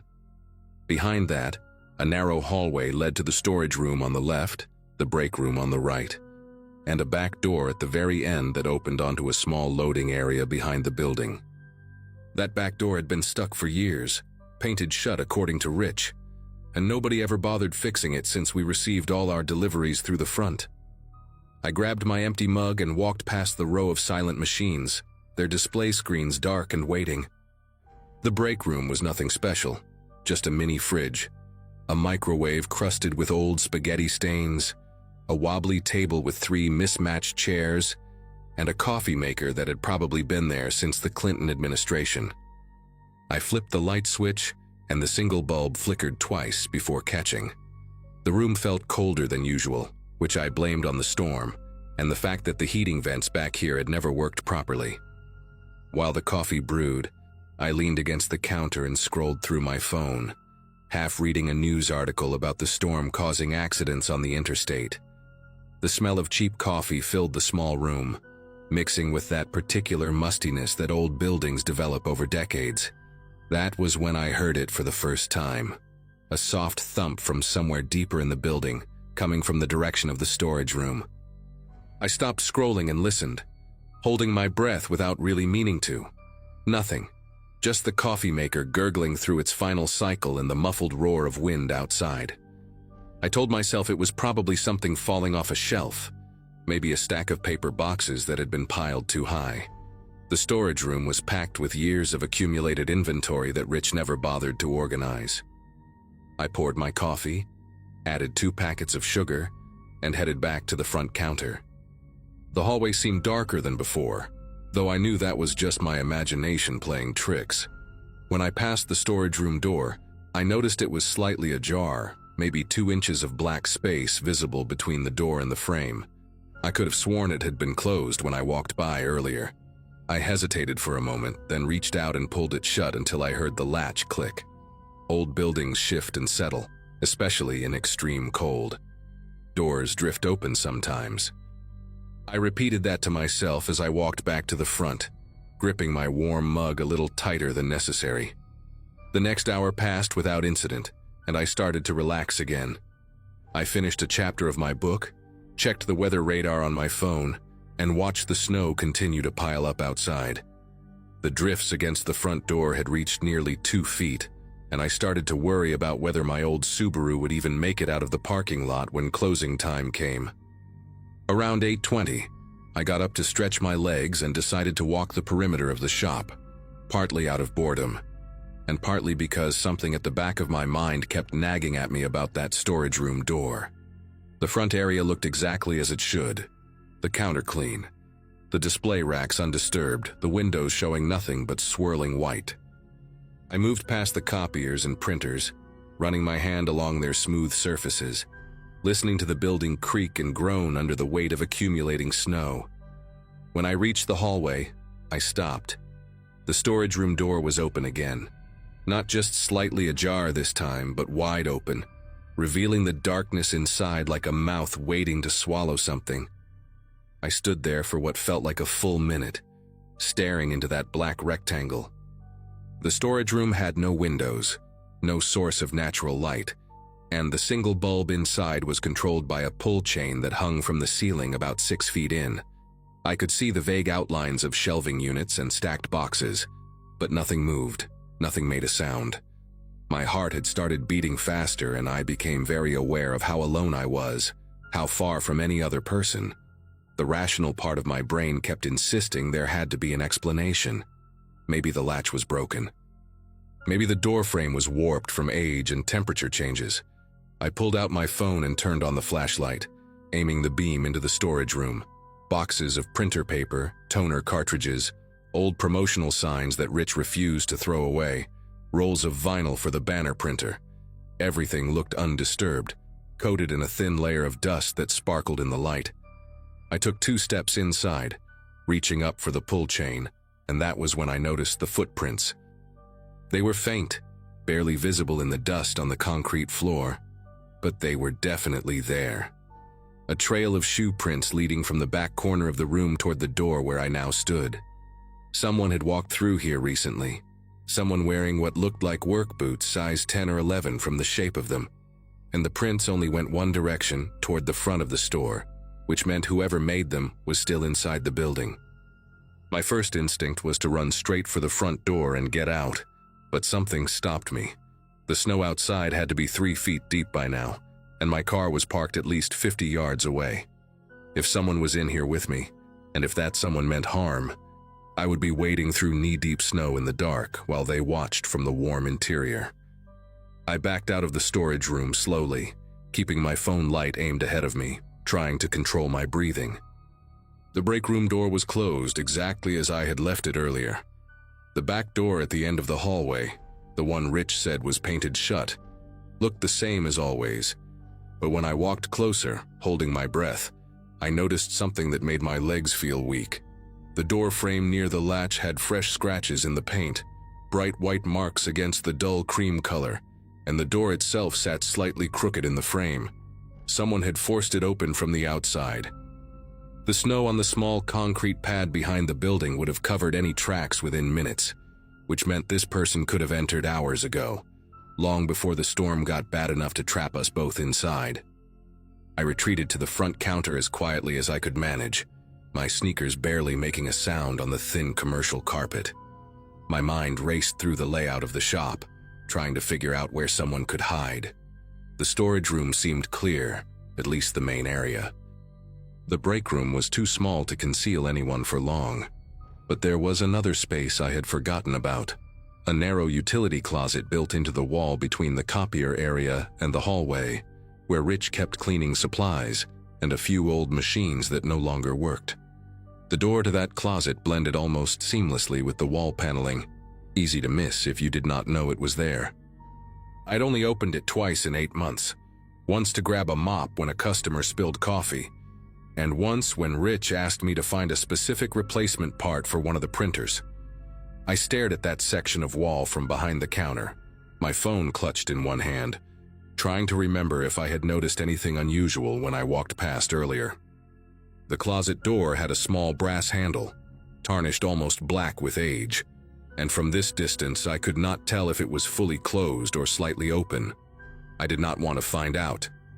I needed to call for help, but when I looked at my phone, the signal had dropped to a single flickering bar. The storm must have been interfering with the cell towers, or maybe the snow was just too thick for anything to get through. I tried calling 911 anyway, pressing the phone hard against my ear, but all I got was static and silence, not even a ring. My second thought was the landline on the counter, an old beige phone that Rich kept for backup and rarely used. I picked up the receiver and heard nothing, just dead air. The phone lines must have gone down with the storm, buried under ice and snow somewhere between here and town. I was completely cut off, alone in a building with someone who had broken in and hidden themselves for hours, watching me go about my evening without any idea they were there. The thought of it made my skin prickle with something between fear and revulsion.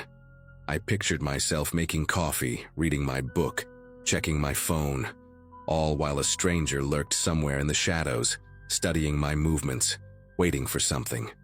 Waiting for what exactly? That question terrified me more than anything else because I had no way of knowing the answer. A sound broke the silence, and this time it was unmistakable. Not a thump or a creak, but a slow, deliberate footstep coming from the hallway. Then another. Someone was walking toward the front of the store, not even trying to be quiet anymore. I ducked behind the counter, pressing my back against the wooden panel, and grabbed the only thing within reach that could serve as a weapon, a heavy-duty paper cutter with a long metal blade.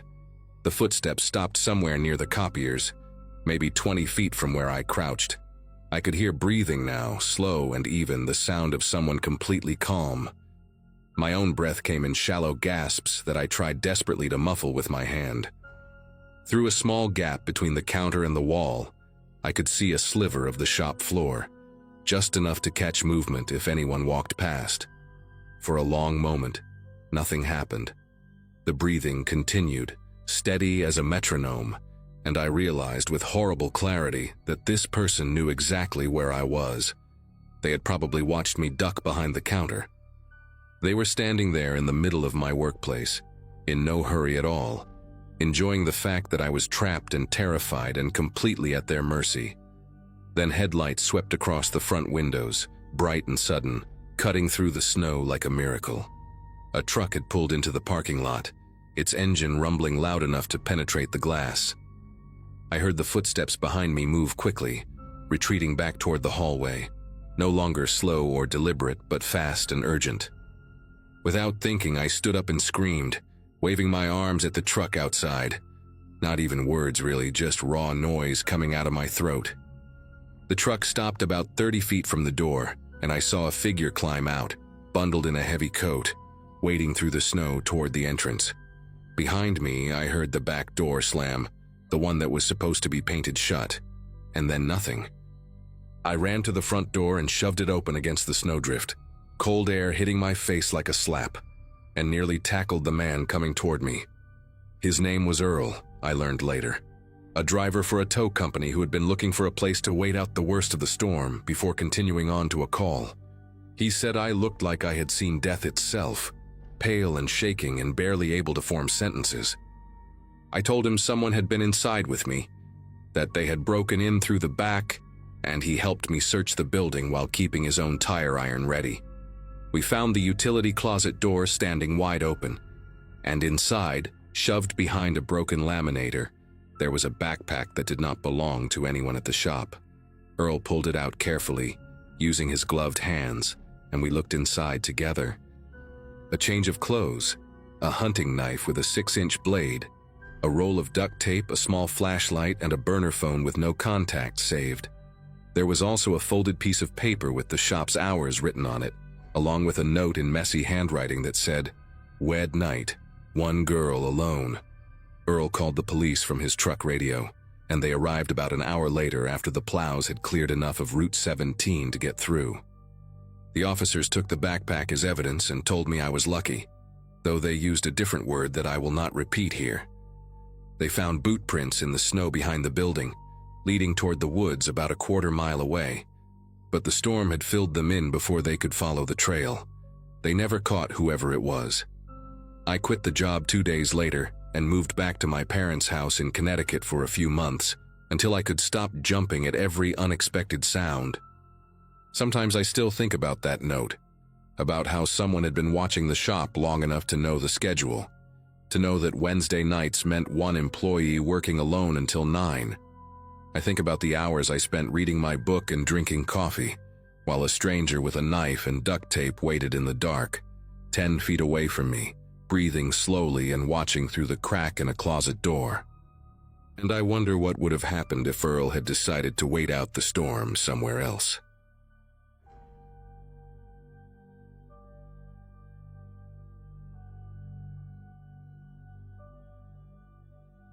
Living alone had never bothered me before that winter. At the time, my name was Clara, and I had rented a remote house miles away from the nearest town to save money and clear my head. Work was remote, life was quiet, and isolation felt like a luxury instead of a threat. Snowstorms were common in that region, and I had stocked up the way everyone told me to. The forecast mentioned heavy snow, nothing unusual, and I remember feeling almost excited for the forced stillness. That morning, the world outside was already muted, wrapped in thick white silence. Wind dragged loose snow across the yard like smoke. Inside, the house creaked the way old places do when temperatures drop. By late afternoon, the storm had grown teeth. Snow piled against the doors faster than I could shovel, and the road disappeared completely. Phone signal flickered in and out, and the power died without warning, plunging every room into an early dusk. The heater shut down, leaving only the faint tick of cooling pipes.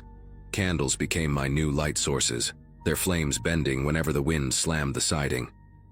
I kept telling myself this was normal, just a rough storm passing through. Still, the silence between gusts felt too deep, like the house was holding its breath. Every sound carried weight in a way it never had before. The first impact came just after dark. A dull thud against the outer wall, low and heavy, followed by another closer to the back of the house. Ice chunks falling from the roof made sense, and so did wind-driven debris, so that's what I told myself.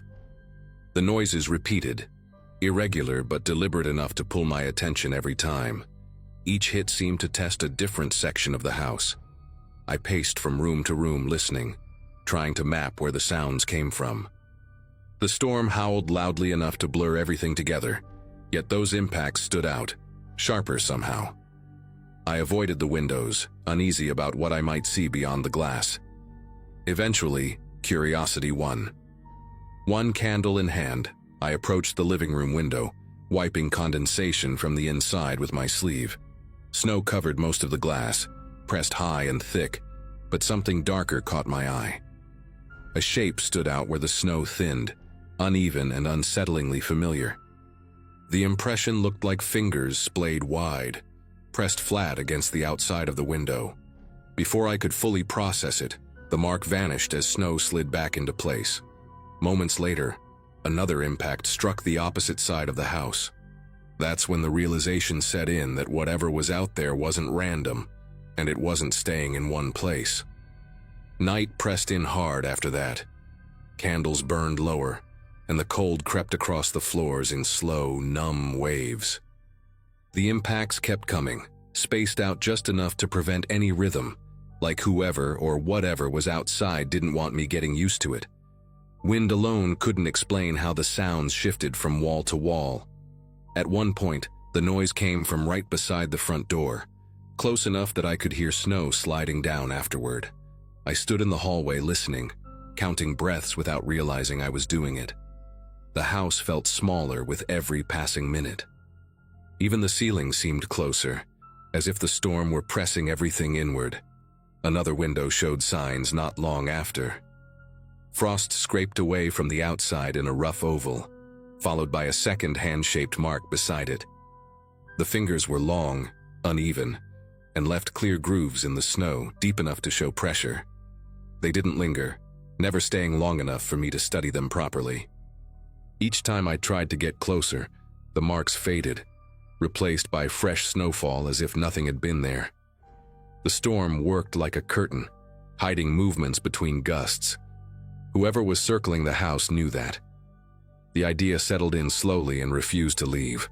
The banging changed tone after that, growing more controlled, less chaotic. One strike landed near the kitchen, followed by another near the bedroom, spaced as if someone were walking the perimeter. My phone finally lost signal completely, leaving me with a dead screen and no outside connection. The temperature inside dropped fast enough that I could see my breath. Layers of clothing barely helped, and my focus narrowed to staying warm and alert. Footprints never appeared in the yard, but the snow kept shifting near the foundation.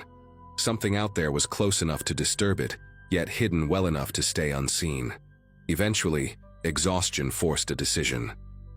The safest room was the pantry, small and buried toward the center of the house. Blankets, canned food, and one remaining candle came with me as I shut the door. The impacts continued for hours, sometimes closer, sometimes distant, until the storm's roar swallowed them entirely. At some point, the sounds stopped altogether, leaving only wind and settling ice. Morning light filtered faintly through the cracks when the blizzard finally eased. No marks remained outside, no damage, no tracks, just untouched snow. Roads reopened days later, and I left as soon as possible, never returning, still unsure who had been waiting for the storm to trap me inside.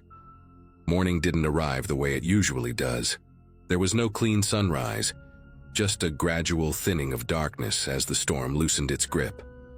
I stayed in the pantry longer than necessary, listening for anything that didn't belong.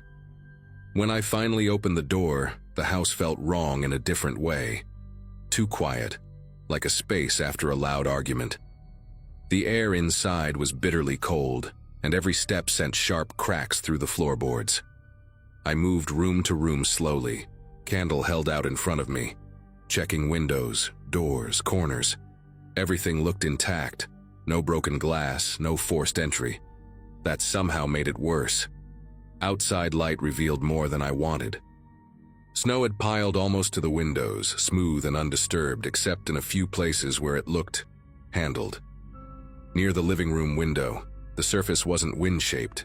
It was flattened in patches, uneven, like someone had leaned there and then stepped back.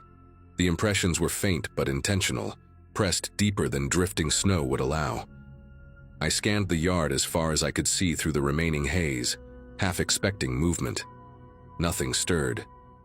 No tracks led away, no signs of departure. The storm had erased everything except those subtle disruptions near the house itself. I forced the front door open with effort, snow resisting like it wanted me to stay inside. Cold air rushed in, sharp and metallic, carrying that empty post-storm stillness. I stood there for a long moment, listening again, exposed and shaking for reasons beyond the temperature. The walls that had felt like protection hours earlier now seemed thin and unreliable. Whatever had been outside had chosen not to come in, and that choice bothered me more than if it had tried. The thought that someone had tested the house and decided against entering stayed with me, heavy and unresolved. Once the roads were cleared later that day, I packed what I could and left before night had a chance to settle again. I didn't wait for explanations or reassurance from anyone else. The house returned to being just a structure in the snow, silent and empty. Even now, years later, I replay that day in fragments. The timing of the impacts, the way the marks appeared and vanished, the precision of it all. I still don't know who was outside or why the storm mattered so much to them. I only know that something used the weather as cover, and I was never meant to see it clearly.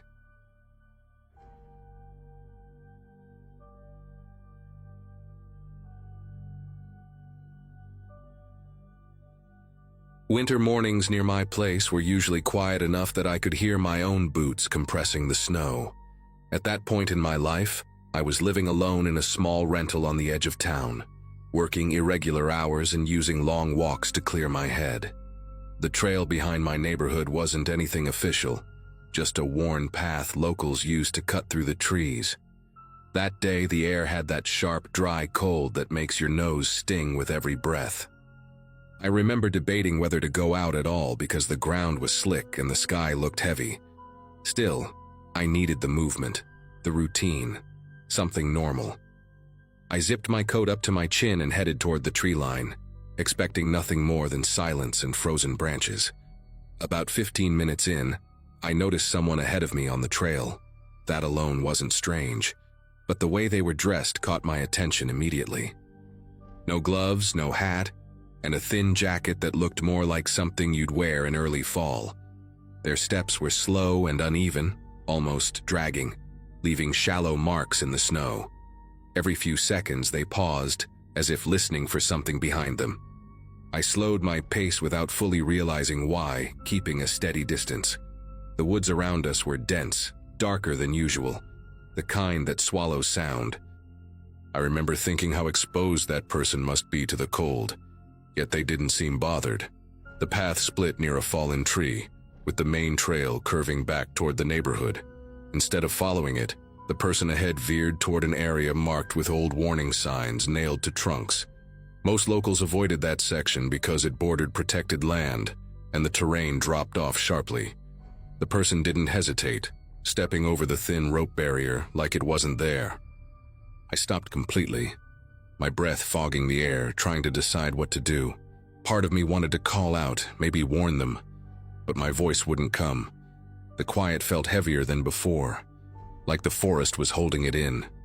After a long moment, I turned back, uneasy and annoyed at myself for letting a stranger rattle me. Weeks passed and the memory faded into something I only thought about when I walked that way again. Then one evening, flashing lights lit up the road near my place, painting the snow in red and blue. Law enforcement vehicles were parked along the trail entrance and officers were moving in and out of the trees. Later, word spread that they were searching the restricted area because of an unrelated investigation. Nobody mentioned a person on the trail or anything unusual found that day. Still, standing at my window, watching the lights flicker against the forest, that image of the underdressed figure came rushing back with uncomfortable clarity. It felt like a piece of something larger I had brushed against and never understood. The following days changed how I moved through that part of town. The trail stayed open, but the casual rhythm it once had was gone. I found myself scanning the tree line more than the ground, noticing things I'd ignored for years. Broken branches piled in odd places, faint tracks that didn't match boots or animals, scraps of fabric snagged on thorns. I kept replaying the way that person had crossed into the restricted area so calmly, like they'd done it before. There was no sense of urgency in their movements, no rush to get somewhere warm. That detail bothered me more than anything else. Cold like that usually forces decisions, but they had moved with patience, almost intention. Eventually, curiosity pushed me to ask around. At a small local diner, I overheard two older men talking about the police activity. They spoke in hushed tones, mentioning thefts, illegal dumping, and something about makeshift shelters deep in the woods. One of them joked about people hiding where nobody wanted to look. I sat there stirring my coffee long after it went cold, realizing how close that hidden area was to my daily routine.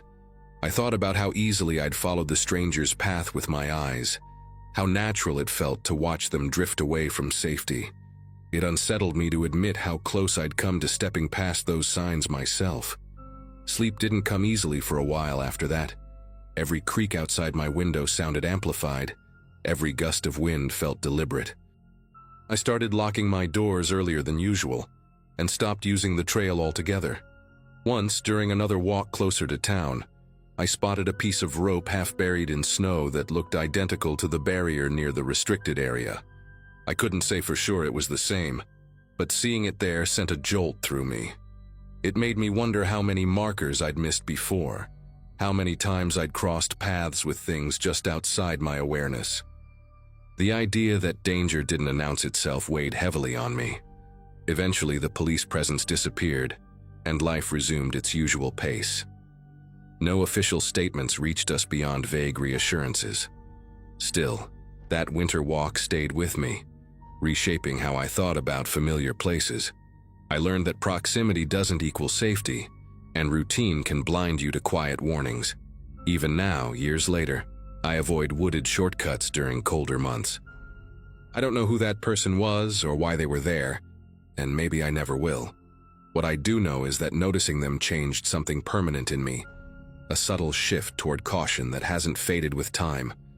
Spring eventually softened the edges of that winter, but it didn't erase what had happened.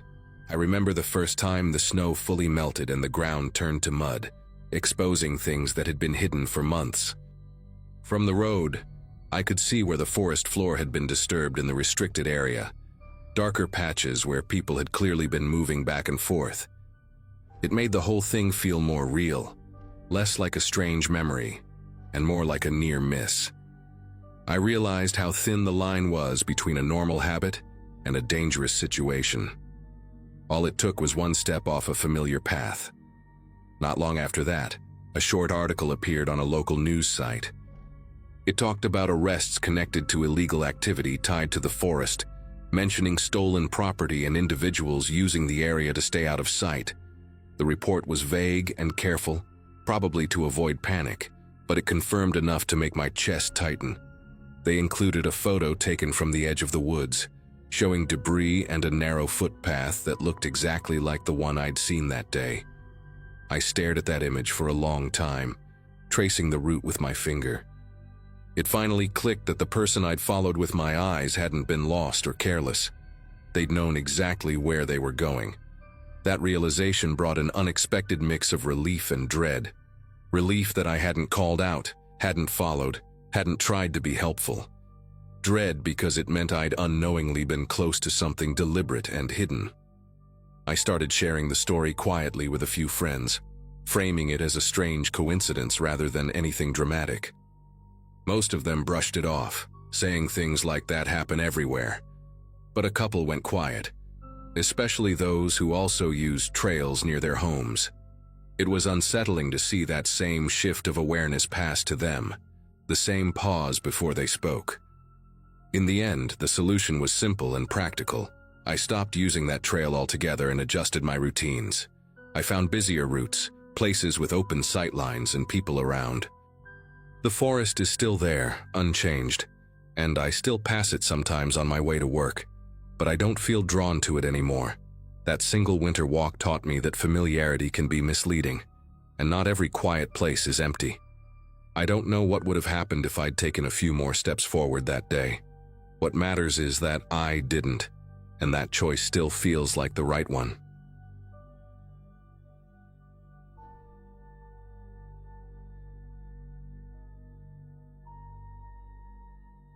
Working remotely during a harsh winter had become my routine by then, especially with deadlines piling up and the days getting shorter. At that point in my life, I was living alone in a small 2-story house, trying to save money and keep my head down. Snow had been falling on and off for days, the kind that muffles everything outside and makes the house feel sealed off from the world. That evening, my job kept me glued to my desk, headset on, juggling calls and reports while the heater hummed non-stop. I remember feeling oddly grateful for the isolation, like the storm had given me an excuse to disappear for a while. The house was quiet in a way that felt heavy, not peaceful, but I brushed that thought aside. I told myself it was just winter doing what winter does, pressing in from all sides. Nothing about that night seemed special yet, just another long shift at home. The first sound slipped past my headphones like a mistake, something soft and brief that didn't belong to the audio in my ears.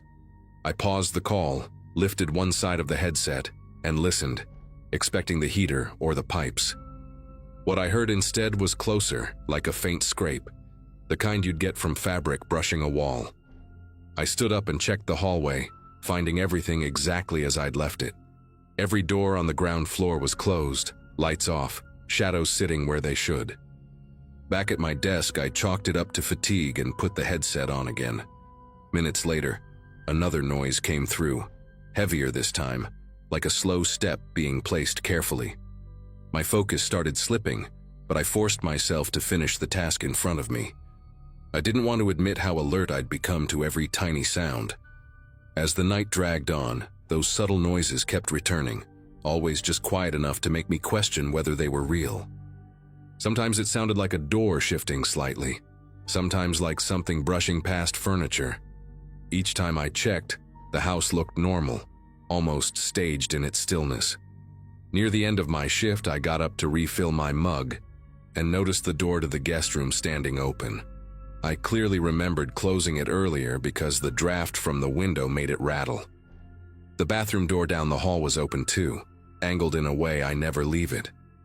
Standing there, mug forgotten in my hand, I felt a creeping sense of unease settle in my chest. I walked through the house, closing each door again, paying attention to the sound of the latches clicking. When I returned to my desk, the silence felt louder than before. Sleep didn't come easily after I logged off, and the house felt wrong in a way I couldn't put into words. The next morning, still bothered, I checked the security camera app on my phone, more out of curiosity than fear. The footage from the previous night showed subtle movement during my working hours, shadows shifting and doors changing position on their own. At one point, the guest room door eased open slowly, like someone careful was controlling it. There was no clear figure, no obvious person, just motion where there shouldn't have been any. I replayed the clips again and again, scanning for an entry point, a window, anything that made sense. Every lock had remained secured the entire time, according to the system. Sitting there with my phone in my hand, I realized those sounds hadn't been my imagination at all. I spent the rest of that morning walking through the house with a notepad, writing down what the cameras had actually captured. Each clip showed the same rooms I had checked in person, yet the timing didn't line up with my memory. The hallway light flicked on briefly at one point, even though I hadn't touched the switch all night. In another clip, the door to the storage closet shifted inward, stopped, then slowly returned to its original position. No sudden movements, no rush, just patience. That detail bothered me more than anything else. Whatever caused it wasn't careless or accidental. It behaved like it knew the house, like it understood how little force was needed to avoid making noise. Later that day, I called a friend named Lucas to come over, mostly because I didn't want to be alone with my thoughts. We went over the footage together on my laptop, frame by frame, pausing and rewinding until my eyes hurt.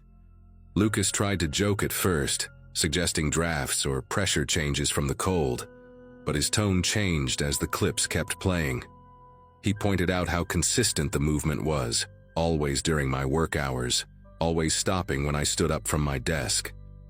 We checked every window, every vent, even the attic access, finding nothing disturbed. The snow outside was untouched except for my own footprints from earlier that morning. Seeing his confidence fade made the situation feel heavier, more real. That night I worked again, though I didn't put my headphones on this time. Every sound felt amplified without them, from the heater cycling to the faint tick of the walls contracting. I positioned my desk so I could see the hallway clearly, keeping the doors in view. Hours passed without incident, and part of me started hoping the previous night had been a one-time thing. Near the end of my shift, a soft click echoed through the house, unmistakable and deliberate. The bathroom door, which I had locked, eased open by a few inches and stopped. I didn't move, barely breathing, watching it like staring at an animal that might bolt if startled. After a long minute, it closed again, gently, leaving the latch exactly where it had been. The next day, I contacted a security technician to review the system in person. He confirmed there were no glitches, no remote access, and no signs of tampering. Before leaving, he suggested adding motion sensors inside the house, something I agreed to immediately. After they were installed, the unexplained activity stopped completely. No more sounds, no doors shifting, no movement on camera. Even so, I didn't relax. I moved my workspace into the living room and kept interior doors open from then on. To this day, I still don't know what caused those hours of quiet movement while I worked. All I know is that whatever it was seemed aware of me, and once it realized I was watching back, it never returned. That week ended with a strange kind of quiet settling into the house, the kind that doesn't feel earned. Work returned to normal. Deadlines came and went, and the cameras showed nothing but empty rooms and steady timestamps. Even so, habits had changed without me really choosing them. Lights stayed on longer than necessary, and I caught myself listening before stepping into any room. The motion sensors never triggered, not once, which should have been comforting. Instead, it felt like a held breath that never fully released. Friends told me I was overthinking it, that stress and isolation can mess with perception. Deep down, I knew stress hadn't opened locked doors or shifted shadows on a screen. Normalcy had come back too cleanly. Winter dragged on, and the snow eventually melted, exposing the yard exactly as it should be. No disturbed soil, no marks along the siding, nothing to point at and say, "That's it, that's the reason." I reviewed the footage one last time before archiving it, forcing myself to watch without jumping ahead. There was a pattern to it, subtle but consistent, always centered around the same hallway and the same interior doors. Never the front door, never the back. It felt less like an intrusion and more like a presence navigating familiar territory. That thought stayed with me longer than I wanted to admit. Houses, after all, remember things better than people do. Eventually, a practical decision replaced speculation. The house went up for sale, and I told myself the move was about space and convenience. Packing up felt like closing a chapter that refused to explain itself. On the final day there, every door stood open, sunlight reaching into corners that had stayed dark before. Walking through those empty rooms, the place looked harmless, almost ordinary. No sounds followed me, no last gesture, no sign of whatever had shared those hours with me.